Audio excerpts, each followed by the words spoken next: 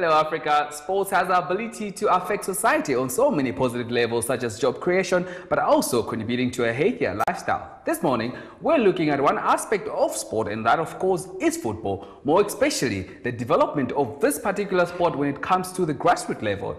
And with me in studio to help us understand that is Arashi from the Midas Media Consult. Good morning, man. My pleasure, Derek. It's a pleasure to have you in studio. I'm glad to be here. Now, briefly, tell us about your organization. Well, Midas Media Consult is a football and media management company. We are into television production, and we are also into football event organization. We help organizations organize football events in order to make the company relevant in the society, you know, because most of these organizations do not have an idea of, some of them don't know how to impact in the grassroots development. So our company is taking care of this area, and also, of course, we have a TV show that also have to do with football development in Nigeria. Our show focuses mainly on African football development from the grassroots, and of course the performances of African players abroad as well as the leagues across Africa. Beautiful stuff. Talking about grassroots football development when it comes to soccer itself, I wanted to find out what's the state of this nature when it comes to Africa.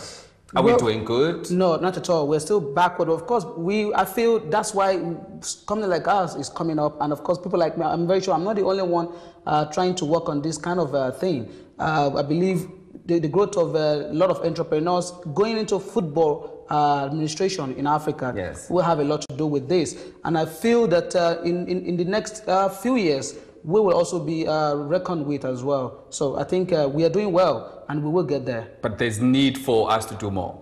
Yes, of course, there is need for us to do more. I'm in South Africa now, and I think I've seen a lot of fantastic development in terms of grassroots development here, but it's not the same in Nigeria, in Zimbabwe, in other parts of Africa. So I feel our government, and of course, most of this medium and big organization has a lot to do with this particular thing. So Arashi, what is it that African governments need to be doing now?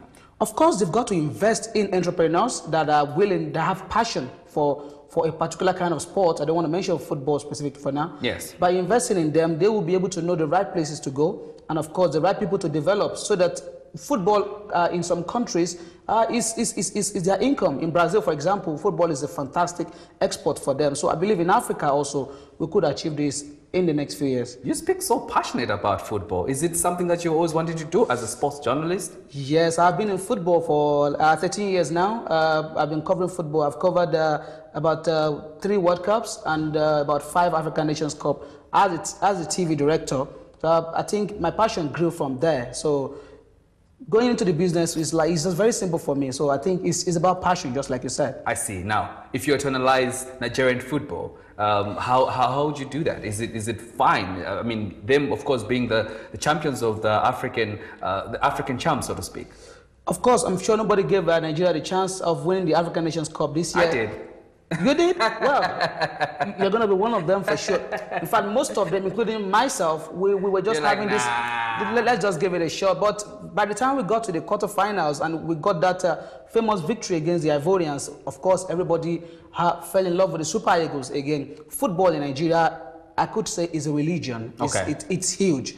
About 160 million people. I could tell you convincingly that about 140 million watch football as far as any national team is concerned in Nigeria. So for us, it's huge. But in terms of development, we are not there yet. Okay. So now with your experience and also seeing the Nigerians lifting the African Cup of Nations trophy, what do you think made them to actually now stand out, much as you had doubted them to say, no, you guys won't go far? I think it's because of the players' commitment and the coach. You know, our FA now sees it the way we the citizens see the things from the past, that this thing can only be done by our own people, with you giving them the right equipment, giving them the right motivation. We will achieve results, you know. And you could see yourself, all the bench were Africans, Nigerians. The players were so committed, and in the end, we won the African Cup, and of course, we represented Nigeria at the FIFA Confederations Cup. We didn't do bad, of course.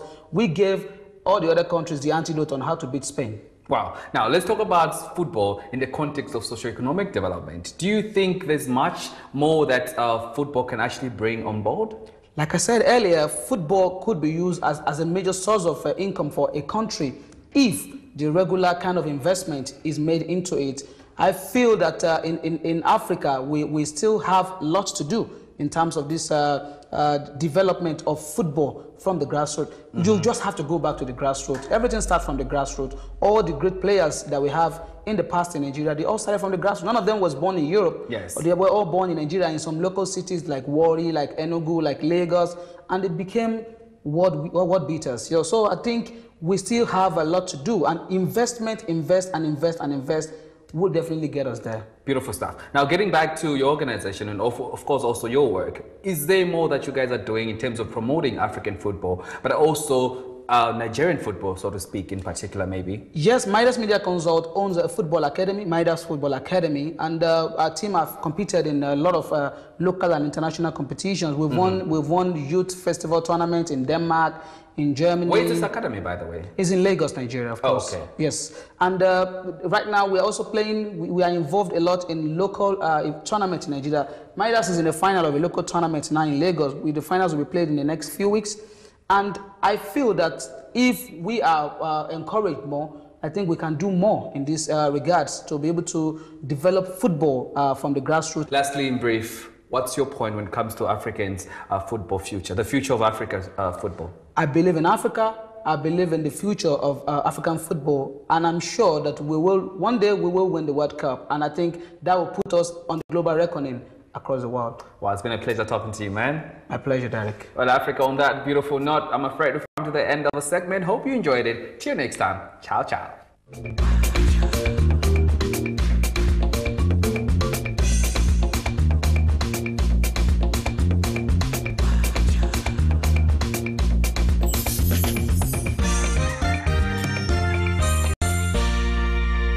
You're still watching GMA on a Wednesday morning. Thank you so much for being here with us.